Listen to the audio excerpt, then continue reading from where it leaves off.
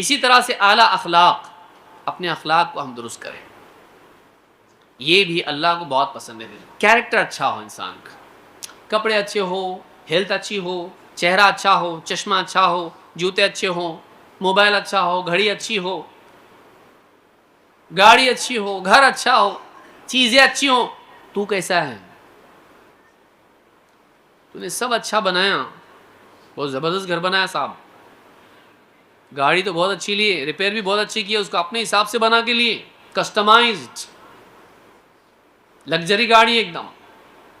گھڑی کہاں سے بنائے؟ بولے آدمی خود محنت کر کے بنایا ہے اس کو، یہ مشین سے نہیں بنی ہے، اس پہ ورکر نے کام کیا ہے۔ جوتے یہ مشین سے نہیں بنے، یہ ہینڈ میڈ ہیں۔ اوہ کیا بات ہے! سب آپ اچھا بنائیں، اپنے آپ کو کیسا بنائیں؟ ہم ساری چیزوں کو بہتر بنانے میں لگے ہوئے ہیں، لیکن ایک رہ جاتی چیز ہم سے، ہم خود۔ اور پیش کیا ہوگا؟ ہماری گاڑی، ہماری گھڑی، ہمارا گھر اللہ کے سامنے پیش کیا ہوگا جب مالک فیصلہ کرے گا جنت کے لائق ہے کہ جہنم کے لائق ہے؟ وہ فیصلہ کرے گا کس بنیاد پر؟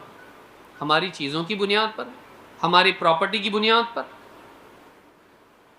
وہ ہماری شخصیت کی بنیاد پر ہوگا فیصلہ۔ ان اللہ لا ينظر الى صورکم واموالکم ولکن ينظر الى قلوبکم واعمالکم۔ اللہ تعالیٰ تمہارے مالوں کو اور تمہاری صورتوں کو نہیں دیکھتا ہے، کتنا خوبصورت ہے، گورا ہے، کالا ہے، چینی ہے، جاپانی، عرب ہے، عجم ہے، مالدار ہے، غریب ہے، پیکیج اس کا کیا ہے، بینک بیلنس اس کا کیا ہے۔